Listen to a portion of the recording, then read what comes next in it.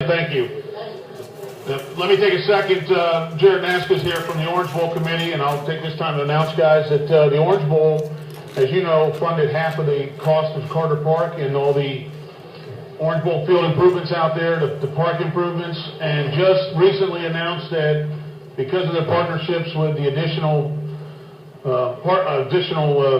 entities involved in that deal, the Miami Dolphins, the NFL, I just received another $100,000 check back from the Orange Bowl Committee that will be allocated to be used out at Orange Bowl Field at Carter Park, and we'll find an appropriate use. But I want to thank the Orange Bowl Committee while they're here. Jared, thank you. It's fantastic. That makes the party time. Give you an idea what the Orange Bowl did. The Orange Bowl's gift here in Fort Lauderdale was worth over $1.5 million to the Fort Lauderdale community, and we really appreciate a committee that gives back in that manner. Thank you.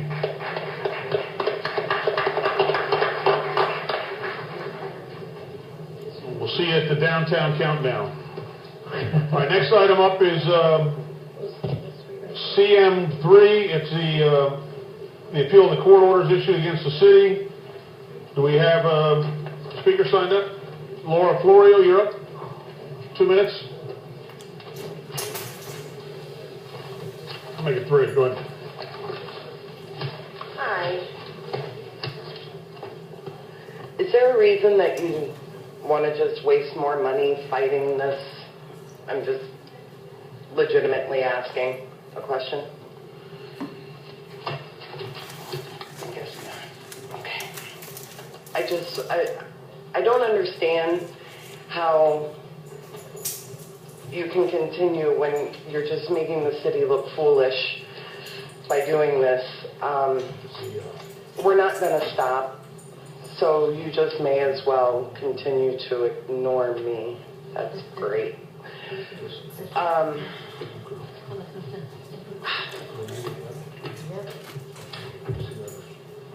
Thanks for listening.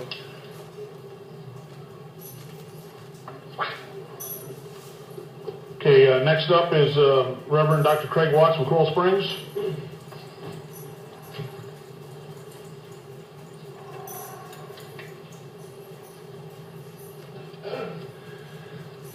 I wonder how much the city has already lost in terms of tourist dollars and public perception and overall goodwill. Now, instead of gracefully stepping back, like wisdom would dictate, given how bad you've already made the city look, you want to push on it. You want to go ahead and fight more in court when it's really going to change nothing fundamental in the end.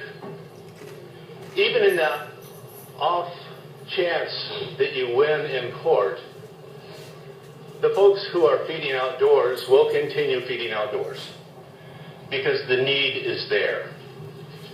And no amount of PR spinning about feeding indoors when the facilities aren't available will change that. And so people who are sensitive to the need will try to address the need. And those who fight that will simply look bad. And so I really hope that you'll reconsider and find a graceful way to move away from the attempt to restrict outdoor feedings. I would, in fact, hope that you would step away from the other laws that discriminate against homeless people and find more constructive ways to address the problem of homelessness. That's not to say that nothing's being done, but not enough is being done. And there could be positive, constructive ways that those who are concerned could work together. But you actually have to reach out. And you actually have to reach out in a way that does not continue the punitive measures against the homeless before constructive measures that are broadly supported can be arrived at. Thank you, Reverend.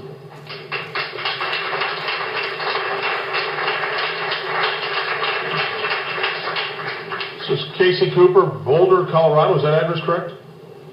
Okay. Come on, Mr. Cooper.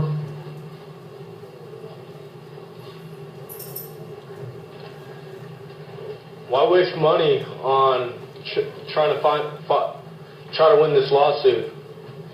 Instead of wasting money, I got a solution for you guys.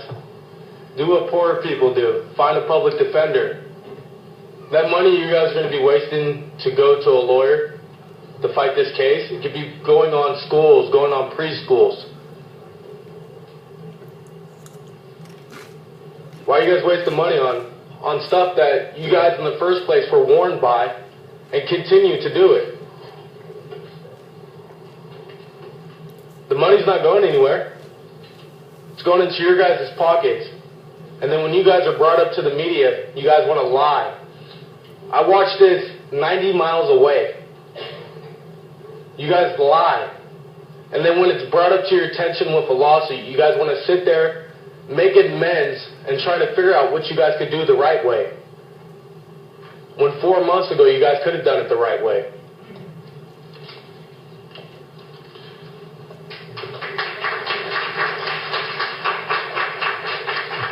Nathan, Pim?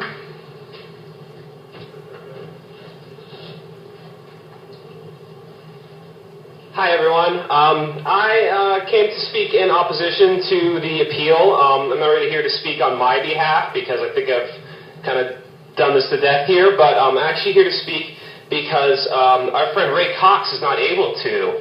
And for those of you that don't know, the reason for that is because the last time he came to speak here, he was let out by the police and arrested, and he's now been in jail for Thanksgiving and stands to be there for Christmas. He's been there about a month so far. The crime he was jailed for was missing a court date for peeing in public, which is exactly what he came here for months on end, decrying these kind of discriminatory laws, because as a homeless person, he would have no choice but to violate these laws on a daily basis. And when I say discrimination, I think the thing that makes this issue most evident is how these laws have been enforced lately during this little crisis of controversy lately.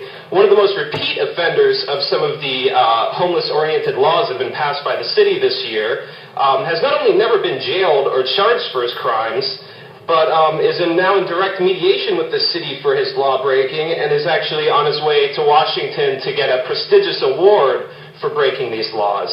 Food Not Bomb spoke, 10 of us have been arrested in the last month for civil disobedience. We're only in jail for a few hours each, and we haven't had charges filed against us either.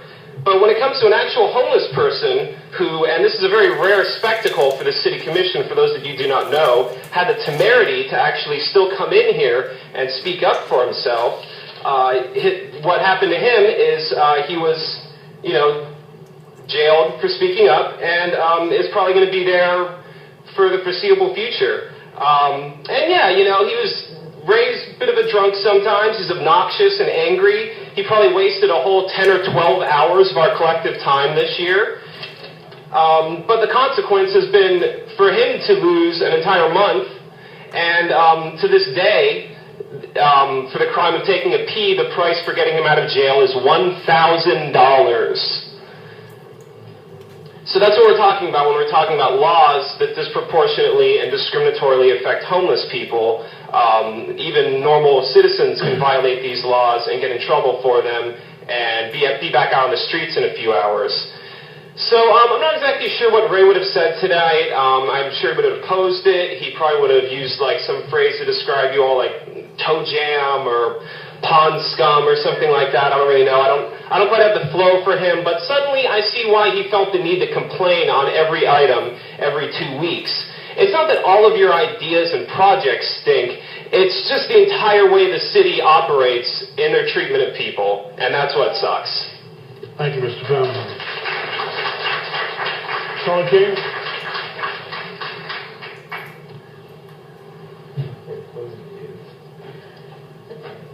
I think you guys should spend the money to appeal this. I mean, you have 3 branches of government. I don't know if you read the newspaper, but the judicial branch is sort of running wild recently. Like they're making laws, they're enforcing laws, they're telling us how to live, and the only person that's going to appeal this is you guys. So I pay a lot of property tax dollars, and this is where I want to see them go, because what's on the line is whether Skid Row is going to be located in Stranahan Park in front of the public library for the rest of my life or not. These people this is what they want. They want public lockers that we're going to provide for them. They want public showers. They want public restrooms. They want to be able to panhandle in traffic. And they want 7-day-a-week feedings provided or organized by the city. I don't think there's hardly any citizens in this city that want that. And you just have to say no to them. This has not affected tourism or our economy. I could barely get around the city today. The city's under construction. Roads are tore up. The economy's booming. No one's staying away. No one comes here to play with homeless people. I mean, it's just not a real concern. So I wouldn't worry about the PR because we got more people than we can handle moving here every day and coming here on vacation. It's just not an issue. I didn't hear what went on in the secret meeting today.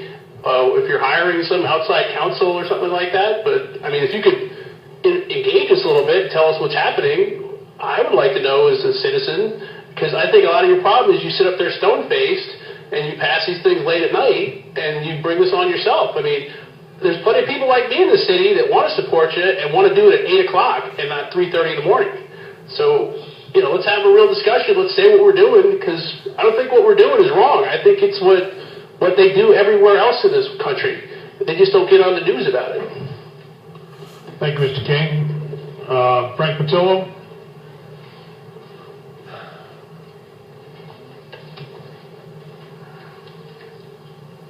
I'm sorry, Pastor Frank, excuse me.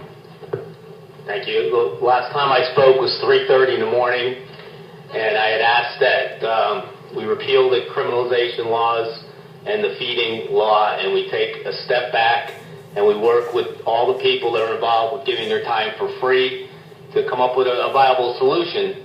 And I hoped you would take that peaceful route, but instead we took the complete opposite route. We did not have a summit. We did not have any communication. And the hammer came down on a 90-year-old man, a priest, and a pastor. And now we're going to spend money to prosecute these people. This has been going on in other cities. Dallas, which is a very large city, had a similar ordinance. They were ruled against the city. The city of Dallas is permanently enjoined from enforcing Ordinance 26023 against the plaintiffs, who also have been awarded attorneys, fees, and costs. That's from a federal judge.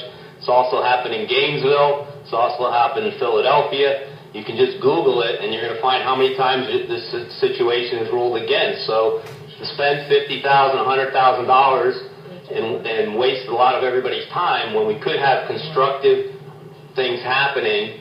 We don't want people roaming the streets homeless. We would like to have appropriate housing for people so they can get on their feet and then go their own way. But the city doesn't have those resources. One of the excuses that were made to have indoor feedings was we can hook them up with social services. Well, we've since learned that we don't really have social services to accommodate all the people. So that's kind of a PR spin that really isn't real. That's going to go into court because it was said publicly. And people are going to testify. I was at the Broward County Commission. They admit they don't have the proper resources. They don't have the proper services. So the people are suffering in the streets. We have money, obviously, to spend $50,000 on lawyers, and it's probably going to go a lot higher than that because a number of other people are going to get cited for these things. We're putting people in jail. It costs more money to house somebody in jail than it does to provide them a shelter. So these things don't make any sense to me. It's not being fiscally responsible. It's not coming up with any solutions that's going to help the people that are suffering. And so I see that we do have money in this city. You're very right. We're a booming city and we have money. And all we need is to put up a few buildings and all the people for free will go to those buildings to minister to the people. We would love that situation. And that's what other cities have done. You mentioned Skid Row in L.A. That's what they did. They put a building. The homeless people went to the building because it was nice there. But we don't have any place like that. We send them out to Blunt Road and in Pompano and for 3 days, and then they're stuck stranded out there. We're making people stranded all over the county, and it's a revolving door problem. So let's have a summit. Let's sit down. We'll all help each other. Thank you, Pastor. A motion to close the public hearing? Move to second to close public hearing, Madam Clerk.